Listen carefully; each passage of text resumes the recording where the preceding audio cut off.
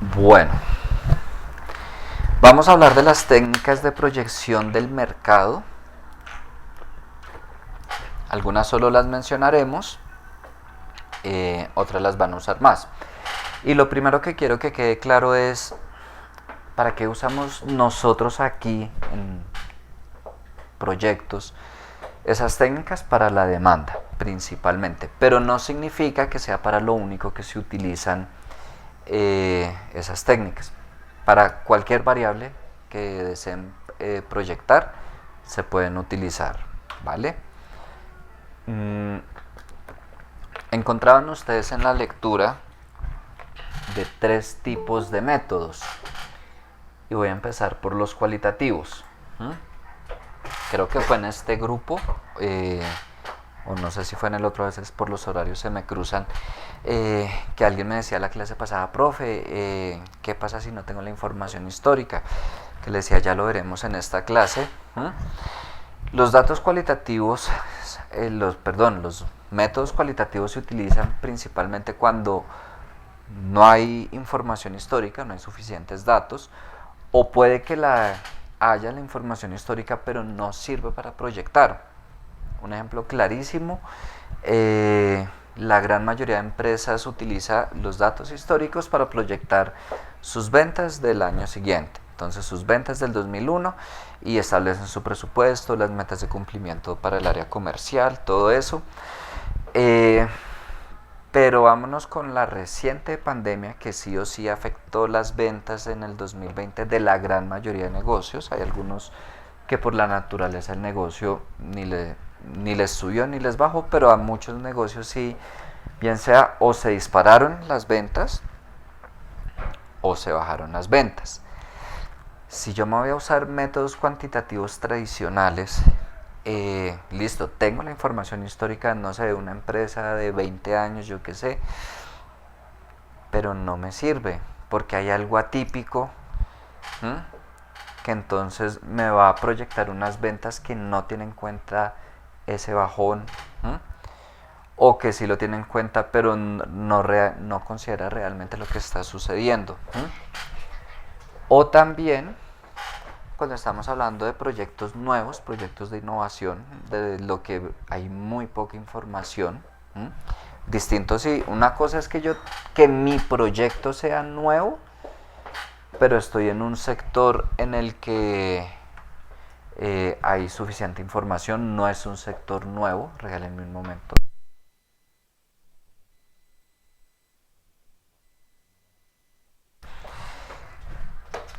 Listo. Profe, una pregunta. Dime.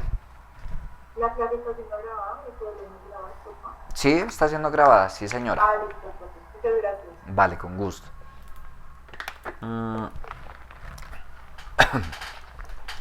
Entonces, una cosa es que sea un proyecto completamente nuevo,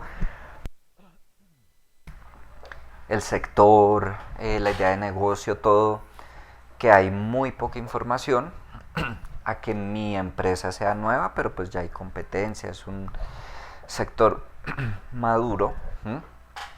En esos tipos, en esas situaciones, uno normalmente acude a los métodos cualitativos. ¿Cuál es uno de esos? Los métodos etnográficos o de etnografía, algo mencionamos la clase pasada. Cuando más allá de preguntarle a las personas, me fijo en el comportamiento de las personas. Y ahí encontraban ustedes en el texto distintas formas de observar, que coloco una cámara, que alguien incógnito. Ejemplo, la universidad desea saber el comportamiento de los estudiantes frente al plagio.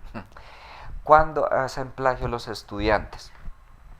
Si hacen una encuesta y les preguntan, si el profesor se va del salón de clase, ¿usted hace plagio? Así hicieran plagio, muy seguramente ustedes responderían no. y más si es la universidad la que está haciendo la encuesta. ¿Qué tendría que hacer la universidad en ese caso? Ahí sí, como una persona dentro del salón, el incógnito, que deja el profesor el examen, se sale del salón, aparentemente es otro estudiante, pero realmente está es observando si hacen plagio, no hacen plagio, cómo hacen plagio. Un ejemplo de una investigación etnográfica. Está también la opinión de expertos. Aquí hablamos ya no de una encuesta, sino de una entrevista.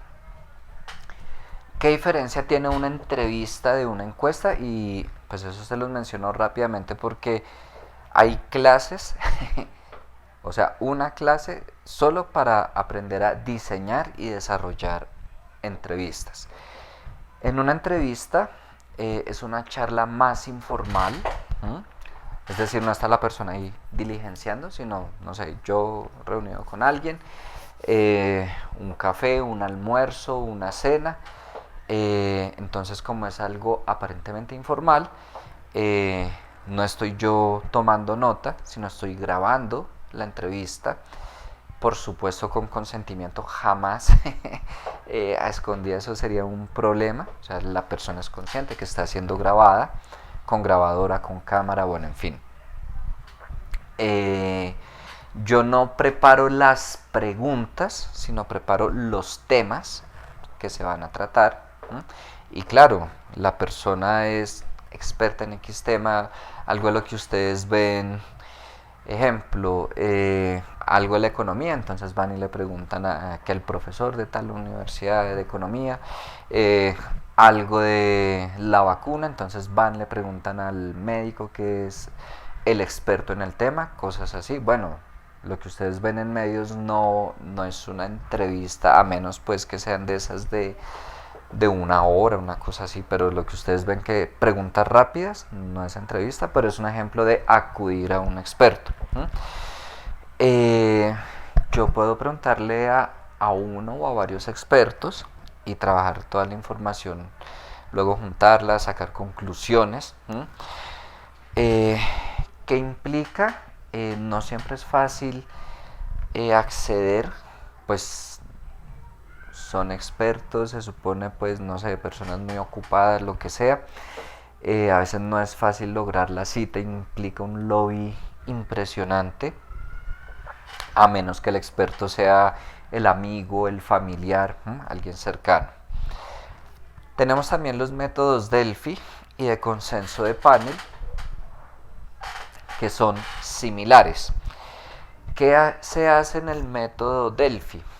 Se juntan varios expertos en un salón de clase, por ejemplo, en un aula virtual, lo que sea.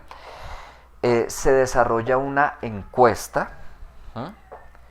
Cada experto que responde anónimamente, es decir, los demás no van a saber qué respondí yo. Después de cada pregunta hay una retroalimentación. Entonces, ustedes son los expertos, están respondiendo la encuesta, primer pregunta, hago yo la retroalimentación, el 60% de ustedes piensa que tal cosa, hay un consenso, pero nunca, digamos, se pierde el anonimato. Claro, a veces se filtra que yo le miro que está respondiendo el de al lado, cosas así, pero la idea del método Delphi es que haya anonimato en las respuestas. ¿Qué tiene el consenso de panel? Igual, se juntan expertos, se hace una encuesta, pero es público, es decir, se conoce qué respondió cada persona. Por consiguiente, no hay necesidad de una retroalimentación. Luego está la investigación de mercados. Lo principal de la investigación de mercados son las encuestas, que sé que ustedes lo vieron en alguna de las asignaturas de marketing. Ahí.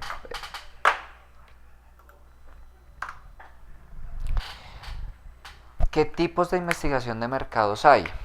mm, tenemos el probabilístico, en el que todas las personas tienen la misma probabilidad de ser encuestados. Y tenemos el no probabilístico, en el que pues efectivamente no todas las personas tienen la misma probabilidad de ser encuestados, y es el más común. Ejemplo, a mí me interesa el producto que voy a lanzar, por la investigación que estoy desarrollando, lo que sea. Me interesa encuestar estudiantes de la universidad militar. Eso es un ejemplo de muestreo de estratos. Solo estudiantes de la universidad militar. Solo mujeres. Solo profesionales de administración de empresas. Es un muestreo de estratos. O supongamos que no me interesa si son estudiantes o no de la militar, pero sí me interesa el sector.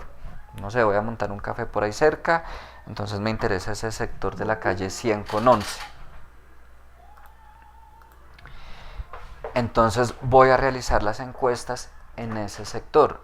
Es un ejemplo de muestreo de conveniencia de sitio, que puede que encueste estudiantes de la universidad, personas que trabajen en el sector, transeúntes, personas que vivan ahí, hombres, mujeres, en fin. ¿Cómo es el muestreo de bola de nieve? Empiezo por una encuesta más general, y a partir de los resultados de esa encuesta general desarrollo yo otra encuesta, ya sea por muestreo de estratos o muestreo de conveniencia de sitio. Supongamos que yo quiero montar un negocio, pero no sé dónde, y empiezo a encuestar, no sé, en el sur, en el norte, en un punto en el occidente, en el oriente. Conclusiones o resultados pues que arroja esa primera encuesta es que, no sé, es mejor en el occidente. Entonces empiezo a desarrollar otra encuesta, a diseñar otra encuesta, y la empiezo a aplicar, no sé, en Salitre Plaza, pues. Empecé por algo más general y luego me fui con un muestreo de conveniencia de sitio, o pudo haber sido de muestreo de estratos. Ese es el muestreo de bola de nieve. ¿Qué tipos de resultados se esperan encontrar en las encuestas? Puedo encontrar algo nominal, el tipo de resultados del 44% de los encuestados fuma, el 80% de los encuestados no está de acuerdo con tal cosa, cosas de esas. Está el ordinal, el tipo de encuesta que, no sé, tienen una llamada de servicio al cliente con X empresa y les llega el correo, ¿qué tal fue su experiencia? Bueno, con la reciente llamada, en una escala de 0 a 10, ¿cómo califica?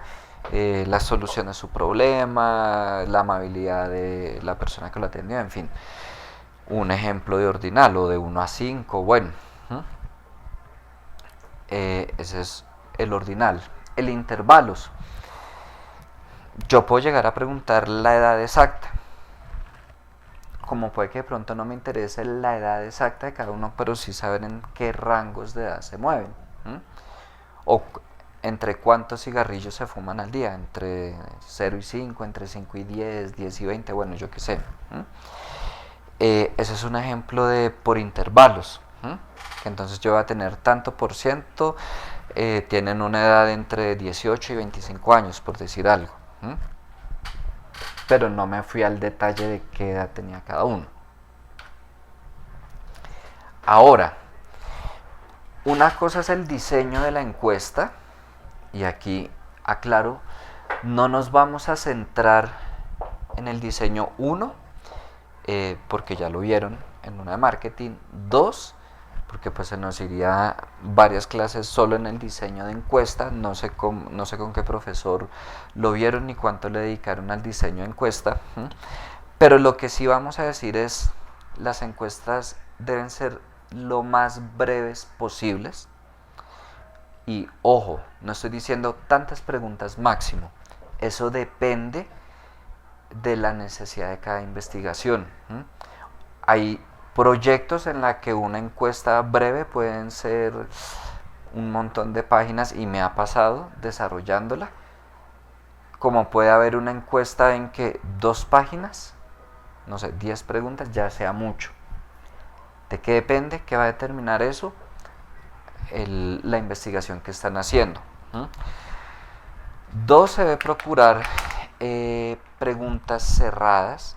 Digo se debe procurar porque a veces sí hay necesidad de una pregunta abierta, pero es algo que ustedes deben revisar lo que estoy preguntando, si está bien así o no. No sé si ustedes han respondido encuestas, pero muchas veces cuando se llega a la pregunta abierta, uno no responde. Ejemplo, quiero saber qué propone cada uno, no sé, para mejorar la clase. Y dejo la pregunta abierta. Muchos no responderán a veces por pereza y porque no quiero, pero la gran mayoría de veces es porque, ay, no, uno llena las X, los chulitos, pero a veces cuando toca escribir, no. Si yo soy consciente de eso, ok, no les voy a dejar esa pregunta abierta, sino de las siguientes opciones, ¿cuáles elegiría usted para mejorar la clase? Y les planteo varias opciones. Que, bueno, es más fácil que las personas seleccionen. Yo no me voy a poner a revisar, a calificar, no, esta encuesta está bien diseñada, mal diseñada, esta pregunta sobra. Y eso es lo otro, debo procurar preguntar lo que realmente necesito.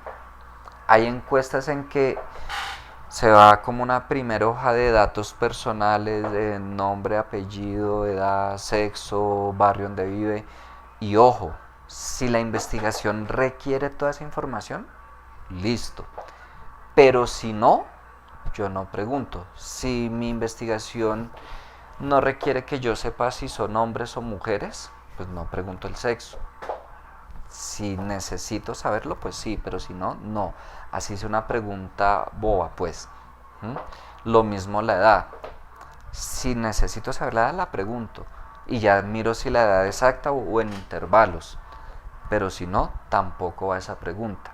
Y ustedes van a ir mirando, ok, ya está lista mi encuesta o no. Esta pregunta la cambio, esta sobra, me falta preguntar algo. Lo primero que se hace para el diseño de las encuestas, pues es determinar el objetivo, que es lo que estoy investigando.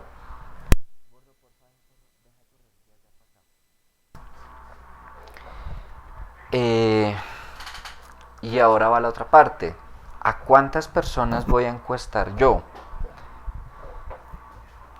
Y esta fórmula también es repaso porque ya la vieron, el determinar el tamaño de la muestra. Y voy a empezar por, depende si la población es infinita o desconocida, o si la población es finita o conocida. Este n es el tamaño de la muestra.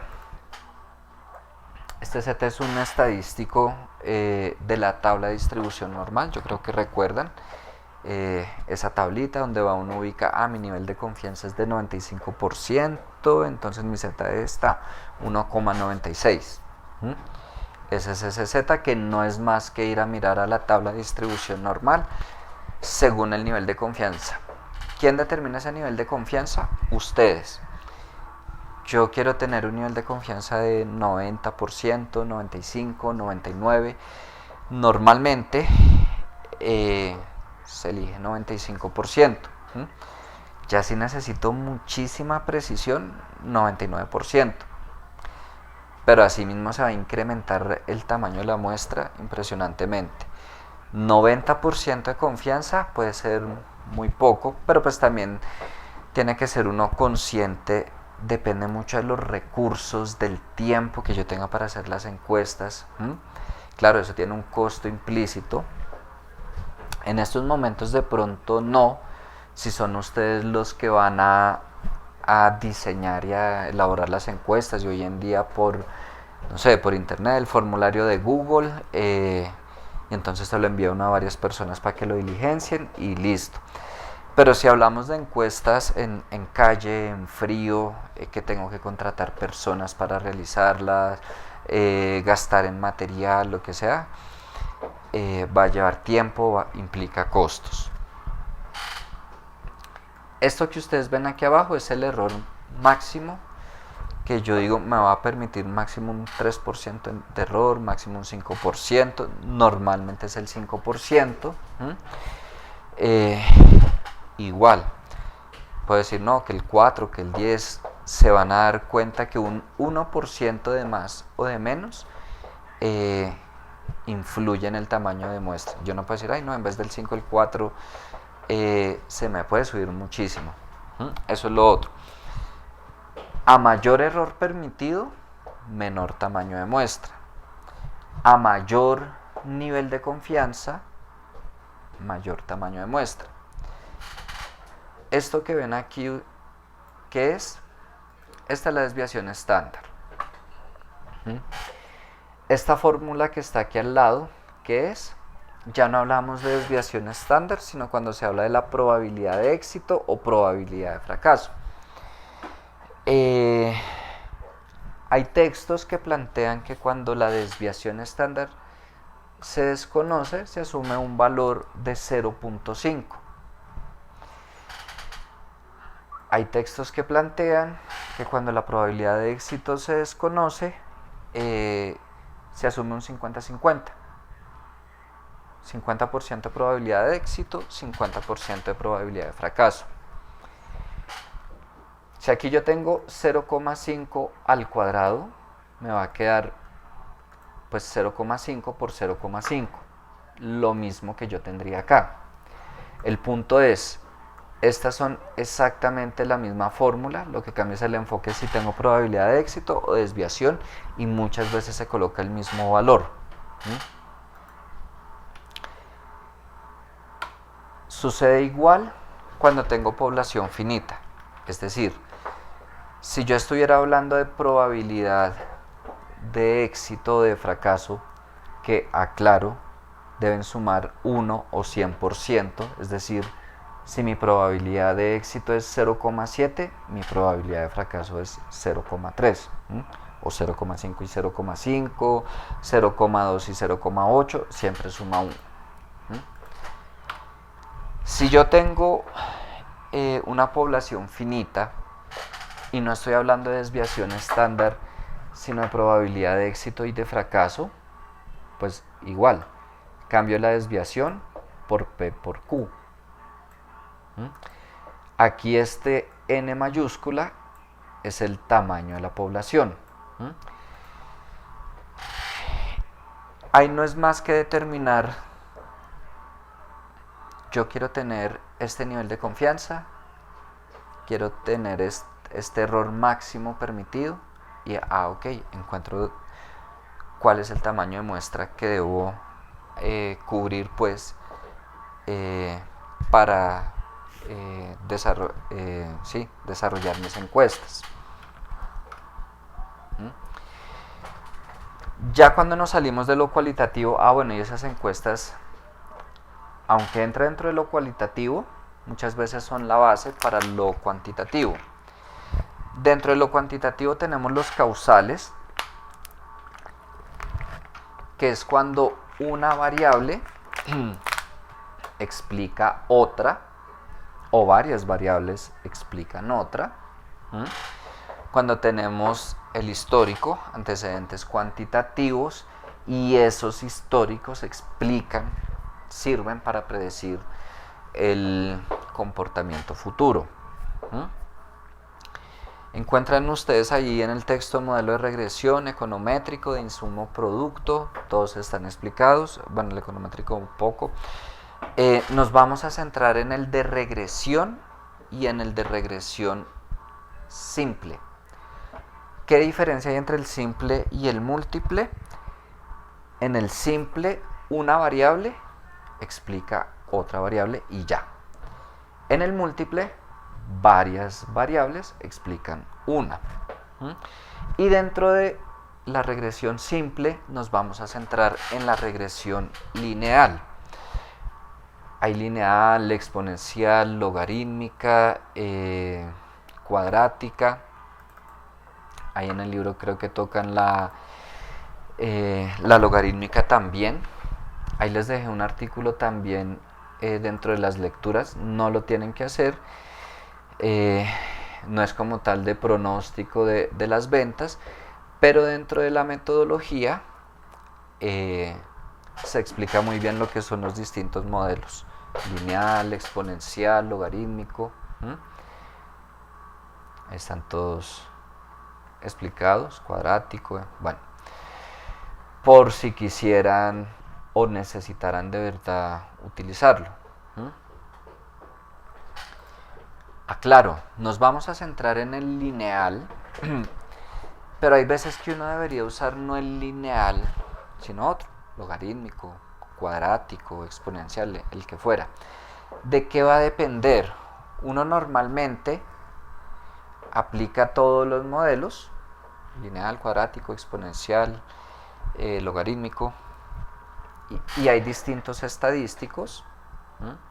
Dentro de eso es el R cuadrado, el coeficiente de determinación, y uno elige el modelo que tiene el coeficiente más alto. Para este ejemplo es el lineal, que aclaro, sigue siendo un coeficiente bajo, pero entre todos esos fue el más alto. Uno, para este caso, diría, no aplica una regresión porque sigue siendo un coeficiente bajo, pero bueno. Aquí, por ejemplo, es el exponencial. Aquí el logarítmico. Aquí ese artículo, por si quieren revisar, vuelvo y les digo, principalmente aspectos de la metodología de regresión. Nos centramos en el simple y en el lineal acá, pero les dejo esa observación. Y ahorita nos vamos a ir a un Excel. Están las series de tiempo. ¿Cómo funcionan las series de tiempo? Ya no estoy hablando de que una variable determina el comportamiento de otra variable, sino que de esa variable una sola variable tiene una tendencia en el tiempo. Ok, entonces lo único que debo hacer es seguirlo proyectando a lo largo del tiempo. Claro, hay distintos métodos. Ustedes encontraban ahí el de promedios móviles, suavización exponencial. Vamos a usar aquí promedios móviles, ya nos vamos a ir un poco a eso. Pero antes de entrar a los promedios móviles, nos vamos a ir con el quiz. Ahí en el Drive tienen un archivo, el de quiz clase 04, son 3 preguntas sencillas. La primera, ustedes tenían unas ideas de negocio, algún equipo seguro ya la tendrá definida. No es más que, ok, esta es la idea que vamos a trabajar en el proyecto, una descripción muy breve, un párrafo: de esto trata el proyecto, y ya. Y las otras 2 pues son de la introducción del libro de Sonstein y Thaler, que estaba para el lunes pasado. Tienen por equipos igual, me lo envían al correo. Tienen hasta las 9:10. 9:10 en punto empiezo, doy continuidad, ya nos metemos con el tema de Excel. ¿Listo? Vale, cualquier cosa me escriben, me hablan con confianza.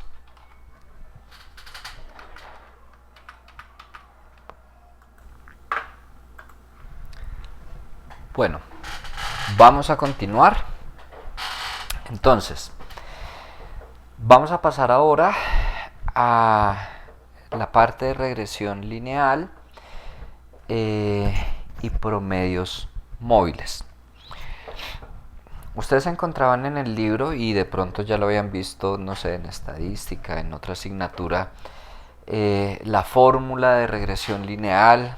todo lo que uno hace para hallar A, B, R cuadrado, S, todo eso, no me interesa que lo hagamos manualmente. Pues tenemos las herramientas, tenemos en este caso Excel, hay software estadísticos, pero por lo pronto tenemos Excel. Vamos a usar las herramientas de Excel. Lo primero es que en el menú datos tenga aquí habilitado análisis de datos.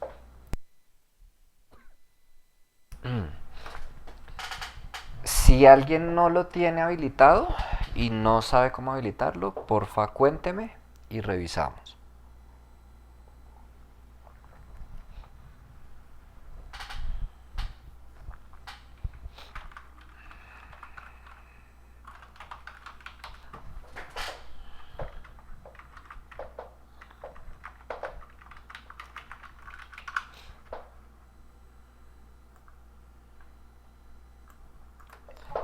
Entonces yo no lo tengo. ¿Tú no lo tienes? Ok, bueno. Va para ti y en general. ¿Cómo, Javier? Perdón. Tampoco aparece la opción. Listo. Va esta explicación general para todos. Aquí en archivo, en opciones, ahí abajo,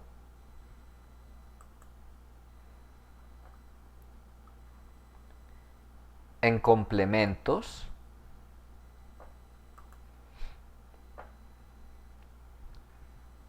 aquí en administrar, me aseguro que esté seleccionado complementos de Excel. Le doy clic a ir. No necesariamente les van a aparecer todas esas opciones. Mínimo les debe aparecer herramientas para análisis, herramienta para análisis Visual Basic y Solver. Si no lo tenían antes, es porque este de herramienta para análisis debía estar sin el chulito. No es más que se lo pongan y le den clic en aceptar. Listo, profe, gracias. Con gusto. Solamente al que dice herramientas para análisis. Ese es el único que necesitamos ahorita. Igual si le quieres seleccionar todos, no hay ningún inconveniente. ¿Listo?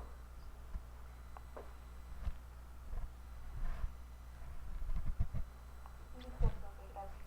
Vale, con gusto. Ahí ya les debe aparecer análisis de datos ahí arriba. Ahora, no sé, me voy a inventar datos. El resultado ahorita es lo de menos.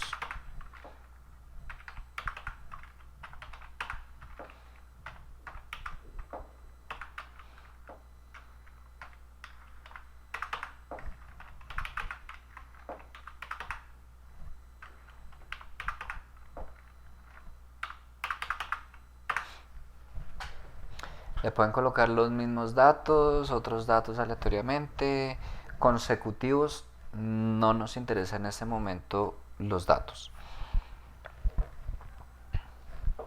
Pero pues sí, la idea es tener dos variables. Aclaro. Cuando yo hago series de tiempo, dijimos que es una sola variable y el tiempo.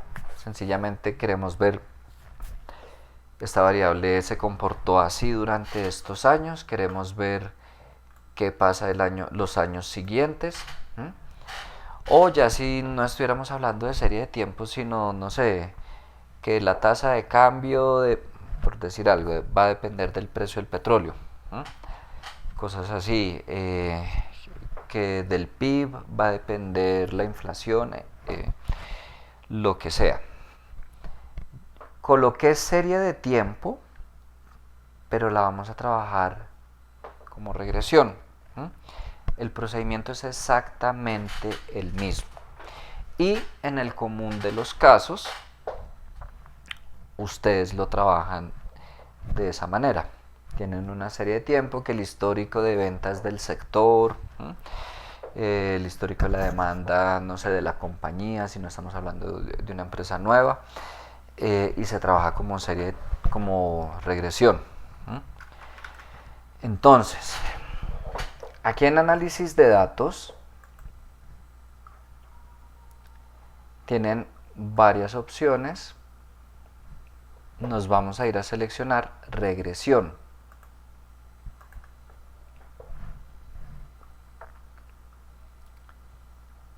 Y aceptar.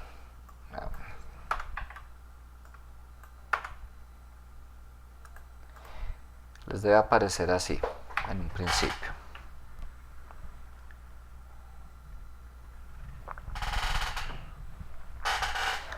Lo primero que me pregunta es rango Y y rango X. Siempre, así lo vieron en matemáticas, en estadística, Y es la variable dependiente y X es la variable independiente. Es decir, Y es la variable que va a depender del comportamiento de X. En este caso, las ventas dependen del año. Yo no puedo decir, no, el año depende de las ventas. El año va a seguir independientemente de las ventas.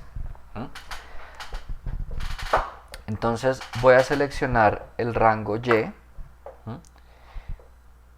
Dijimos las ventas. Yo puedo seleccionar o solo los datos o los datos con el encabezado. Yo personalmente siempre selecciono con el encabezado, pues con el título de la variable, con el nombre de la variable. Pero si por algún motivo ustedes quieren solo seleccionar los datos, ya es decisión de ustedes. Selecciono las ventas en rango y en rango X selecciono el año. Ahí hay una opción que dice rótulos.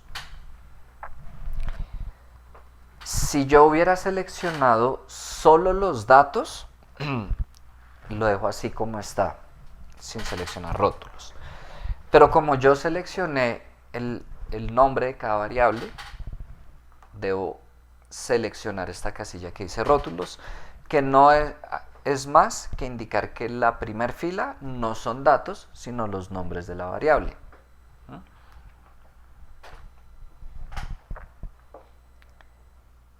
Voy a seleccionar nivel de confianza, le dejo el mismo 95%.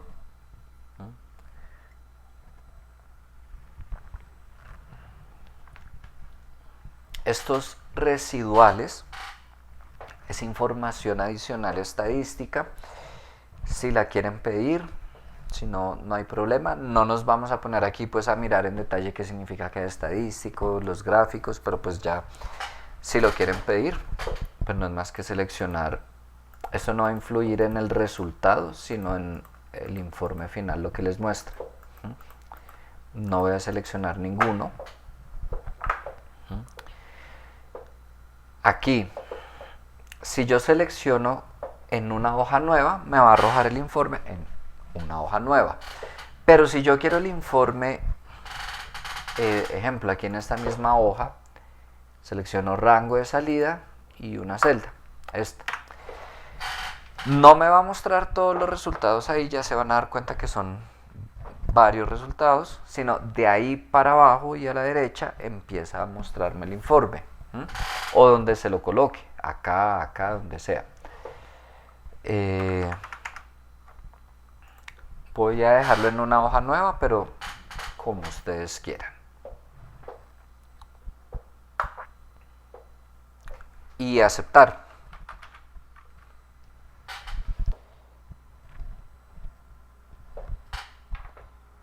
Me cuentan si a alguien le sacó error, si van ahí.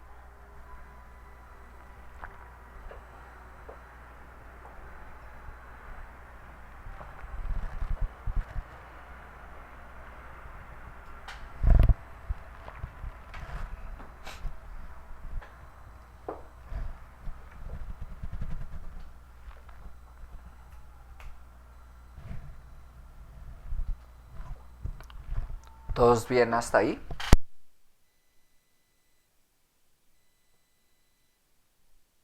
Sí, señor. Vale. ¿Qué nos interesa de aquí en este momento?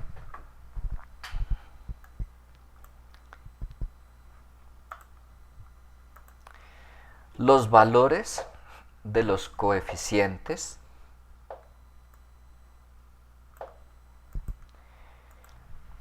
y el coeficiente de determinación o R cuadrado.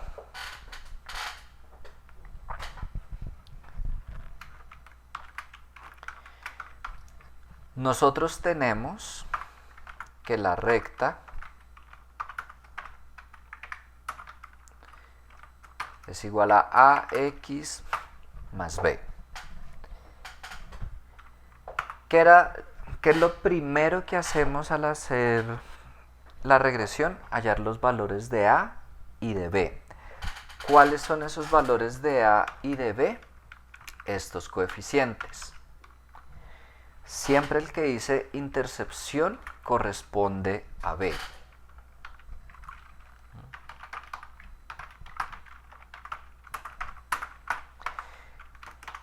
Y A, pues es el de abajo, que no siempre va a decir año. ¿Por qué dice ahí año? Porque es el nombre que tiene esta variable. Si ahí dijera ventas, PIB, precio de la acción, lo que sea, pues ese sería el nombre que aparecería acá. Entonces, en este caso, el año va a ser igual a A.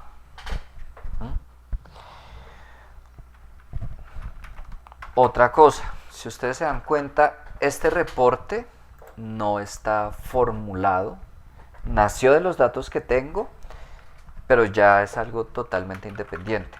Es decir, yo podría borrar esto y el informe sigue ahí. Podría cambiar los datos y el informe sigue ahí. También, porque les digo eso, ténganlo presente si ustedes llegan a hacer un ejercicio y después, por la razón que sea, le cambiaron los datos, pues tienen que volver a generar el informe. No les sirve el que estaba ahí porque no se modifica.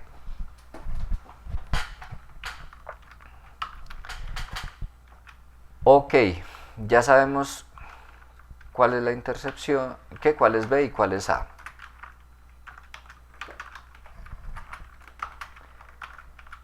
Voy a copiarlos acá para que me quede más fácil. Entonces, si yo fuera a colocar cuál es mi recta de regresión lineal, bueno, sería más que 62, bueno, le voy a bajar solo el 62, más B menos 125.439, pues con todos los decimales. Ahorita solo lo estoy mostrando, ya cuando la vaya a trabajar, pues voy a trabajar con estos datos para que me tome todos los decimales.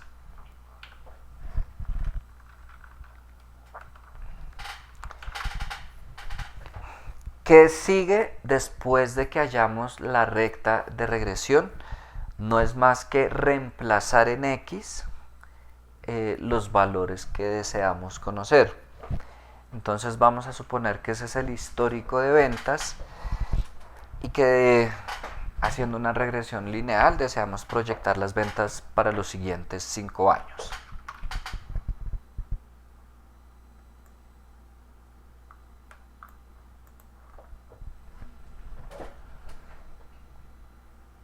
¿Hasta ahí van bien? Ok. No, profesor, ¿le repetí lo último que hiciste, por favor? ¿Desde dónde? Después de que escribiste la fórmula que hiciste Después, ok. Una vez tenemos nuestra recta de regresión lineal, lo que sigue es sencillamente reemplazar en X los valores que queremos hallar. Aquí dijimos que X, ¿qué es? La variable independiente, es decir, el año. Y vamos a suponer que queremos saber las ventas pronosticadas para los siguientes 5 años, es decir, 2021 a 2025. Entonces puse ahí los años y lo que vamos a hacer es justamente eso. Voy a colocar que Y, que es el valor de las ventas, va a ser igual a, que es este de acá, lo voy a fijar por lo que siempre es el mismo A, por X, que X ¿qué va a ser? El año.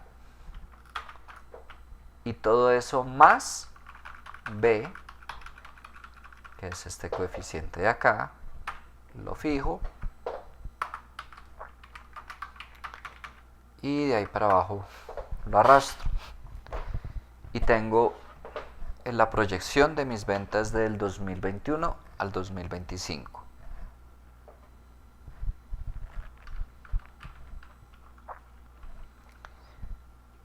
Si nos fuéramos a las fórmulas que están en el libro, hallaríamos estos datos, el coeficiente de correlación, el coeficiente de determinación, que como les decía, ese coeficiente de determinación es el R cuadrado que les mostraba en el artículo, que uno utiliza para saber si es apropiado o no es apropiado el modelo. Repito nuevamente, uno debería calcular todos los coeficientes de determinación del modelo lineal, logarítmico, cuadrático, exponencial. Revisa y el que tiene el modelo con el coeficiente de determinación más alto es el modelo que uno debería utilizar. En algunos casos será lineal, en otros casos cuadrático, el que sea. Esa es la función que cumple el coeficiente de determinación. Mirar qué tanto está determinada esta variable por esta otra. Entonces decimos que un 77% para este caso. 77,9, bueno, 78 pues. Eso es todo lo de regresión lineal. Claro, si nos fuéramos a revisar para hacerlo con las fórmulas, pues necesitaríamos más casillas y todo, pero también me parece una bobada disponiendo pues de las herramientas. Sí. Fresco. La fórmula de acá, perdón, de acá. Sí, señor. Vale. A veces cuando uno desea utilizar todos los modelos, uno utiliza programas como SPSS, que son software estadísticos, no es el único, pero pues es como el más, de los más comerciales, pues. Esas gráficas, esas tablas que ustedes vieron ahí en ese artículo fueron desarrolladas con SPSS. Aquí en Excel, si vamos a usar la herramienta, únicamente nos hace la regresión lineal. Si quisiéramos la cuadrática, la exponencial, ya nos tocaría un poco con las fórmulas que se desarrolla, un poco manual. ¿Listo, Javier? Sí, señor. No, pues ahí le da igual. No sé. Pero tiene los mismos. Pregunta, ¿aquí copio los mismos datos o distintos? Sí, está igual, sí, señor. Ah, ok, y aquí ya le dio igual. No había completo los del profesor, pero sí me da igual. Vale. Listo. Ahora vamos con ¿qué pasa cuando las ventas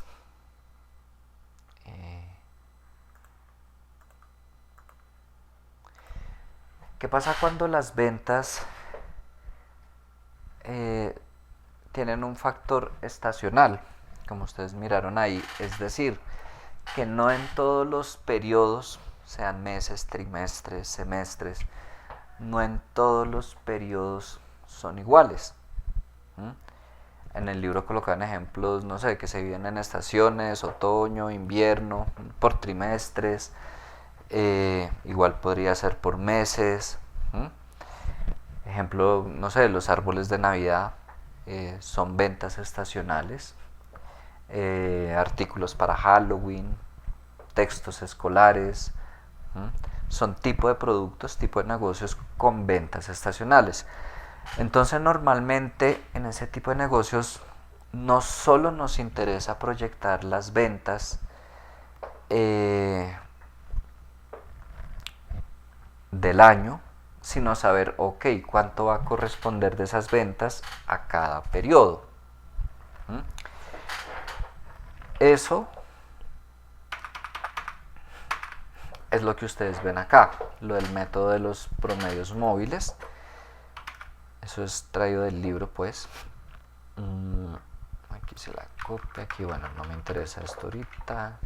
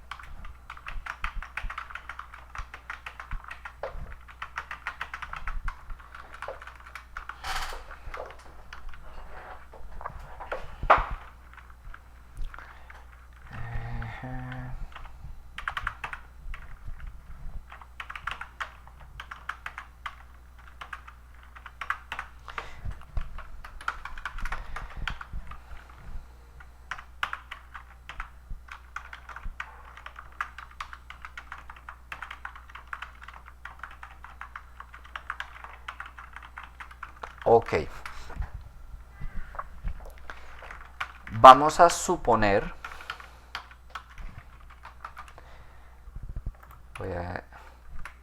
si lo dejo de ese tamaño, ¿ven bien?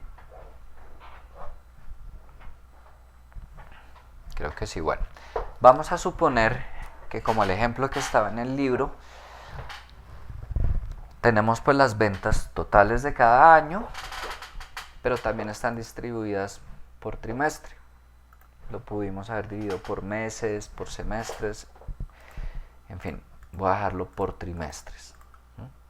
Cogí solo 4 años. Entonces, ¿qué hacemos? Proyectamos las ventas para el año siguiente o para los años que necesitamos.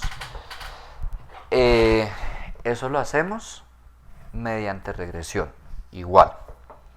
Pero ojo, que los datos que voy a tomar para la proyección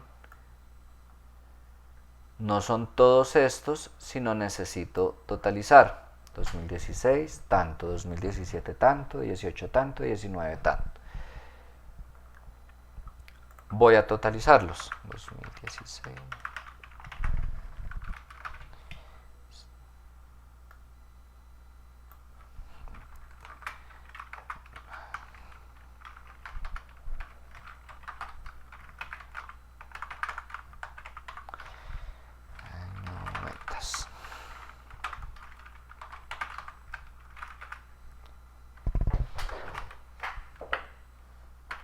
Perdón, me faltó acá.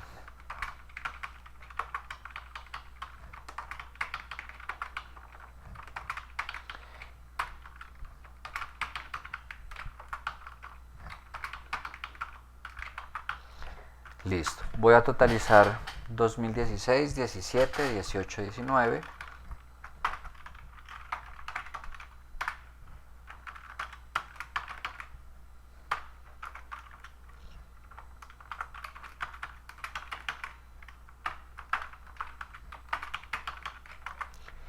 Y tengo las ventas de cada año de 2016, 17, 18, 19. El procedimiento para la regresión, exactamente el mismo. Claro, y eso también lo debieron haber visto, estaba en el texto y por si acaso les digo. Mientras más datos tenga yo, mejor va a ser el ejercicio. No es lo mismo si yo hago una regresión con 3 datos, 4 datos, que con 10, 20. El margen de error, el coeficiente de determinación, todo va a cambiar. Pero vamos a dejarlo con esos 4. Entonces, Entonces voy a repetir. ¿Qué? el análisis de datos, regresión. Aquí me va a aparecer lo que tenía seleccionado.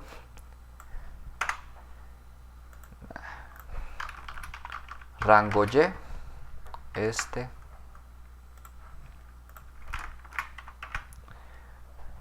Rango X, eso. Voy a pedirle en esta misma hoja.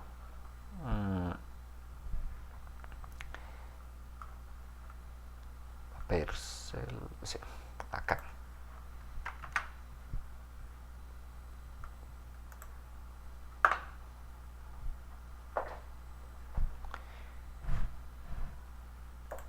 Listo. Estos son los datos que me interesan en este momento. Voy a calcular directamente la venta de 2020. Me restó la forma. Entonces dijimos que es igual a, que cuál dijimos que es A, el año, por X más B, que es la intercepción.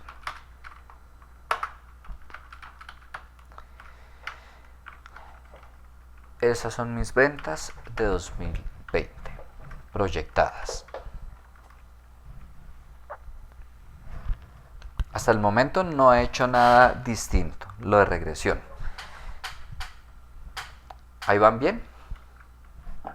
Profe, ¿ese Excel lo comparte? Sí, yo les comparto. Yo voy a hacer una aclaración y creo que se los había dicho. ¿Cómo? Yo que como un poco rápido, no alcanza a hacer una línea. No, pues igual yo espero no. Profe, yo voy a... Te escuché entrecortado. ¿Me repites, porfa? Venía como un poquitico más lento los personalmente.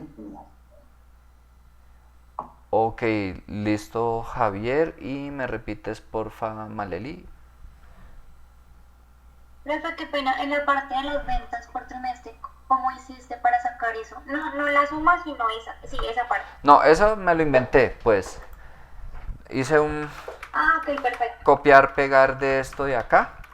Y ya, modifiqué aquí entonces no que estos eran los años, sino los trimestres. Después le agregué otros datos. Estos de aquí están inventados. Ah, listo, profe, gracias.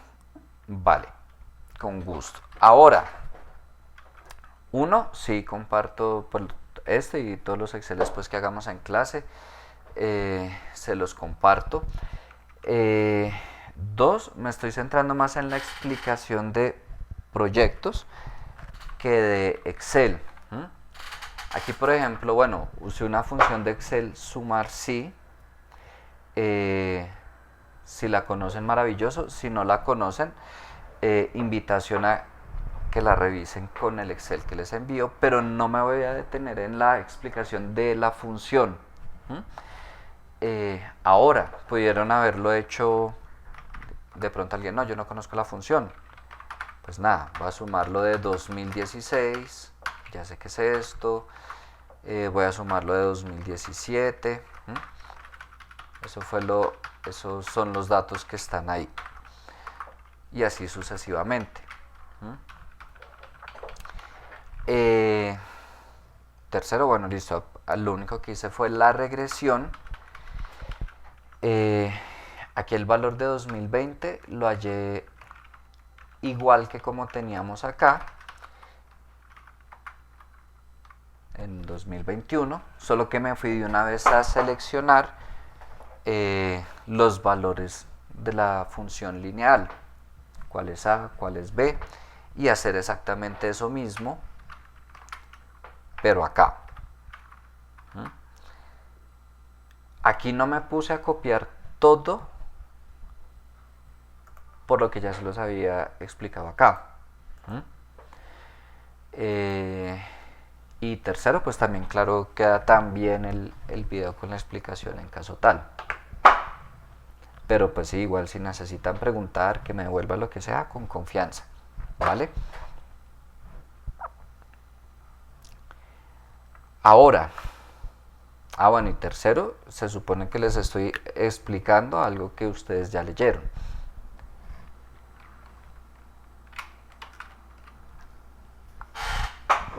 Ahora vamos a usar lo del método de los promedios móviles. ¿Cómo se usa esto? El método de los promedios móviles inicialmente parte de que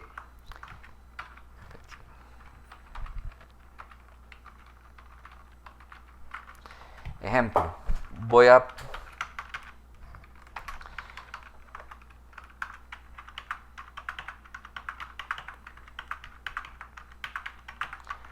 si yo fuera a pronosticar ese periodo, pues lo que voy a hacer es un promedio de estos últimos 4, o los últimos 5, los últimos 7, en fin. Voy a tomar los últimos 4. Y ya. Y ese promedio va a ser el del siguiente periodo. ¿Por qué se le dice móvil? Porque entonces al siguiente periodo ya no tomo desde acá, sino desde acá estos 4. 1, 2, 3, 4. Y así sucesivamente, se va corriendo. Es decir, yo podría aquí arrastrarlo para los que siguen. Inicialmente, ojo, esto se los voy a dejar aquí en bueno, no tan feo, naranja.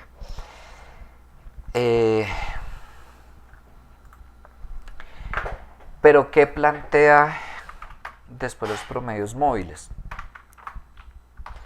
Que si yo saco este promedio de estos 4, pues me va a dar el valor, digamos, en medio de estos 2. Entonces vamos a sacar otra cosa que se llama el promedio móvil centrado.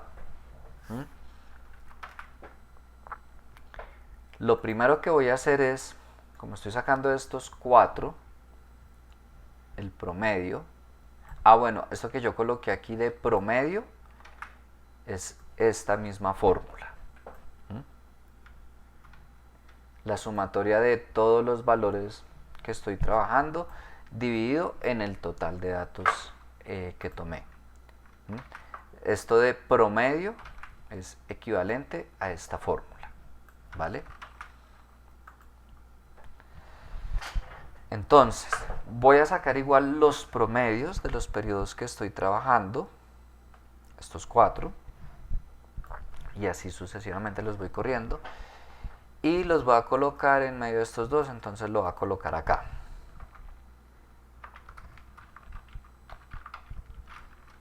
Igual promedio, de estos 4. Y lo arrastro de ahí para abajo hasta donde tengo datos.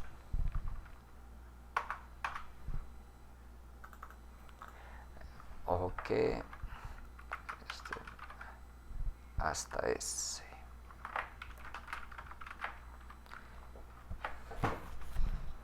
Esto se los dejé aquí solo para mostrarles cómo inicia el tema de promedios móviles, pero no lo estamos usando en este cálculo, por eso se los dejé en otro color. Entonces, el promedio móvil lo calculo hasta donde tengo datos, que es hasta acá. Si siguiera, pues ya me tomaría son solo 3 datos de los que tengo. ¿Qué dice el promedio móvil centrado? Que entonces voy a tomar el promedio de 2 de los promedios móviles.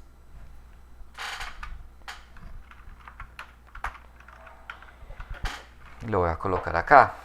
Nuevamente la fórmula de promedio. Ya no de 4, sino de esos 2 promedios móviles que obtuve. Igual hasta donde tenga datos.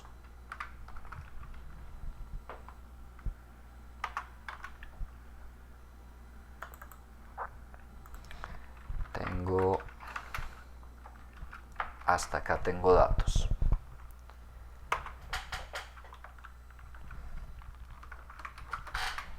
Voy a parar ahí un momento. Pues no sé, dando un minutico que me alcancen. Supongo algunos estaban de pronto solo viendo, otros viendo y haciendo, no sé. Pero noten, mientras se van adelantando, que es bastante sencillo. Promedio, el asunto es saber de qué datos tomo promedio. Promedio, esta parte de aquí, una regresión lineal. Me da igual si tengo 4 años, 10 años, 20 años, el procedimiento es exactamente el mismo. Y como lo estamos trabajando en Excel, pues igual en la primera columna y arrastre de ahí para abajo. Ya distinto si lo estuviéramos haciendo manual, yo que sé, en el salón, en hojas, ahí sí, pues harto. Estarían más que todo haciendo planas.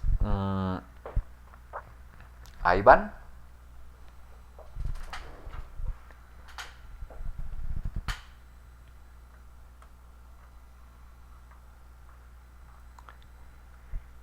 Listo.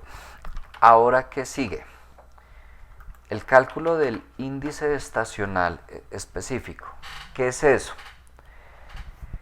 Yo voy a asignar un porcentaje del total de las ventas a cada periodo, al periodo 1, 2, 3 y 4. ¿Cómo lo hago? Con ese índice. ¿Cómo calculo el índice? Y esa fórmula que ven ahí no es más que este valor de las ventas dividido el promedio móvil centrado.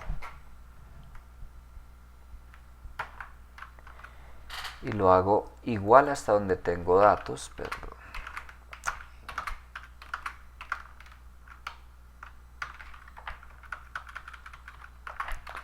Ahí todo me muestra 1, por lo que lo tengo sin decimales. Pero pues van a dar otros valores.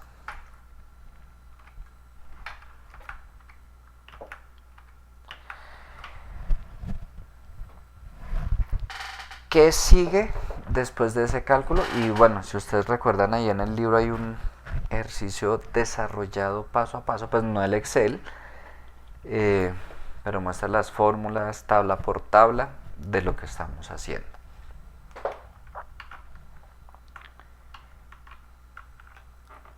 Después lo que yo tengo que hacer es promediar el índice de cada periodo.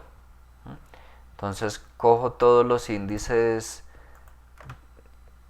que corresponden al periodo 1 y los promedio. Los del periodo 2 y los promedio. Voy a copiar eso por acá. Maestro 1, 2, 3.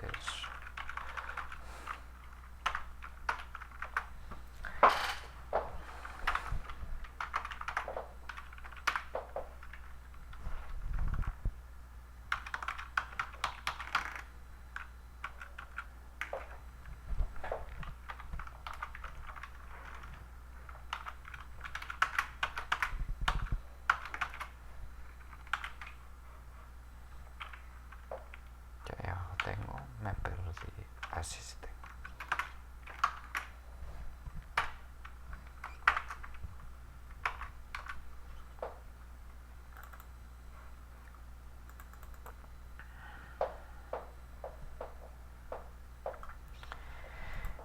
Eso es lo que tengo. El índice del trimestre 1, 2, 3, 4. Pero yo necesito que la suma de cada uno me dé exactamente igual a 4.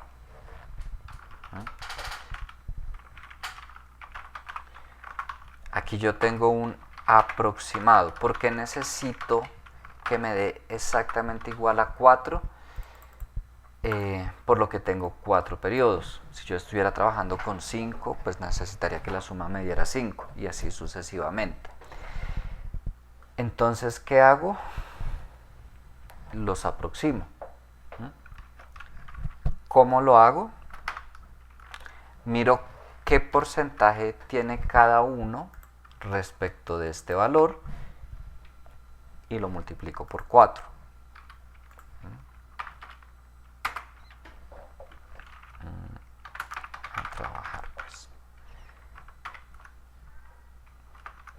¿Cómo lo hago? Este de acá,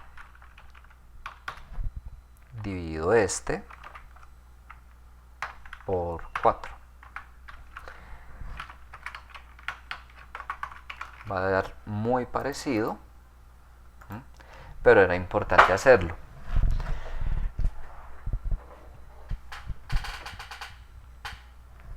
Ya tengo las ventas proyectadas totales al 2020.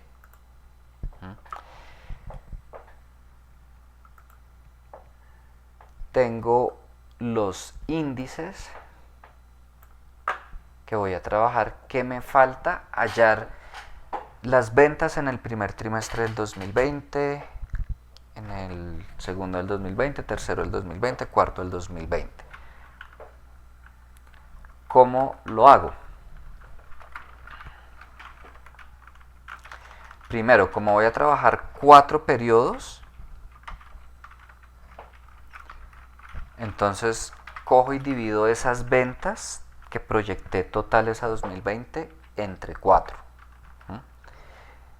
Ese sería el valor si fuera pues igual. Las ventas en el primer periodo, en el segundo, en el tercero, en el cuarto. Pero como no, como hay estacionalidad, ¿qué hago? Multiplico este valor por cada uno de los índices para saber cuáles son las ventas. Voy a colocarle aquí ventas 2020.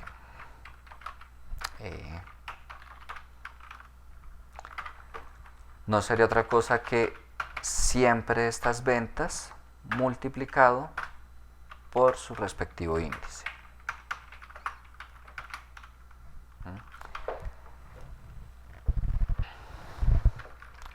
Y estas serían mis ventas proyectadas teniendo en cuenta la estacionalidad. No es complicado.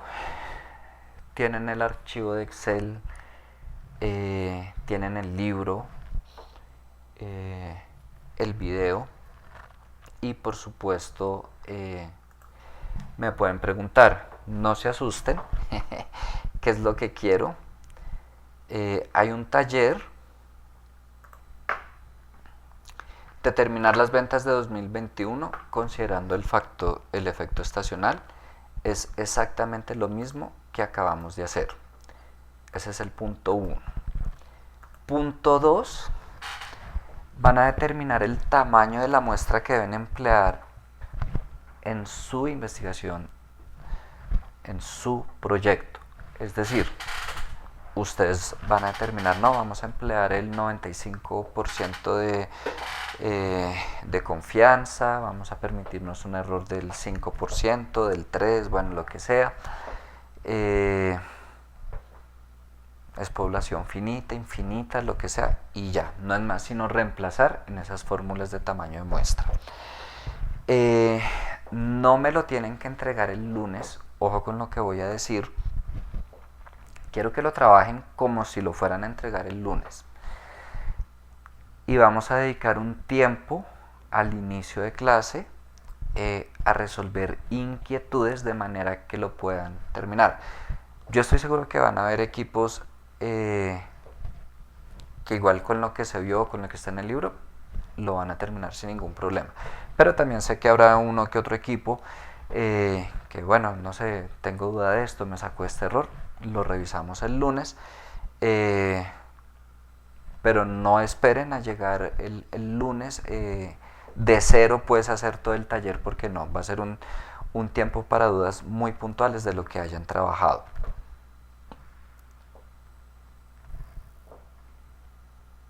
¿Listo? Vale, y sí, les envío el Excel, por supuesto.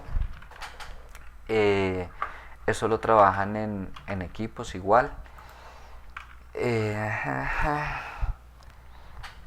Para el lunes, capítulo 1 de Sonstein y Thaler, ya vamos a empezar a trabajar lo que son costos, matriz de localización. Es bastante sencillo.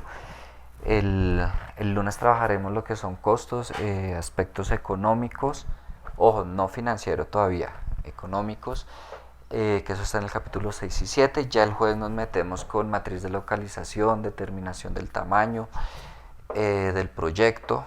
Es muy sencillo.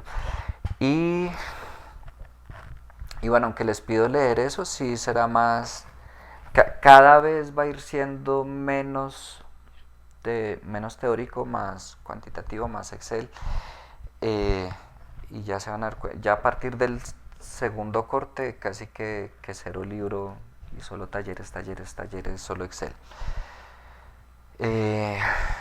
No sé si tengan preguntas, algo que agregar. Nuevamente qué pena por esos minuticos de más, pero no podía cortar las 9:50.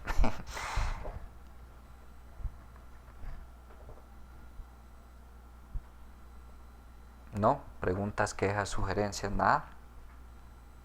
No, profe, todo bien. Bueno, listo. Entonces, pues Dios los bendiga, Dios las bendiga. Nos vemos el lunes. Cualquier cosa me escriben, ¿vale? Vale, profe, feliz noche. Vale, feliz noche. Chao, profe, gracias. Chao. Gracias, profe.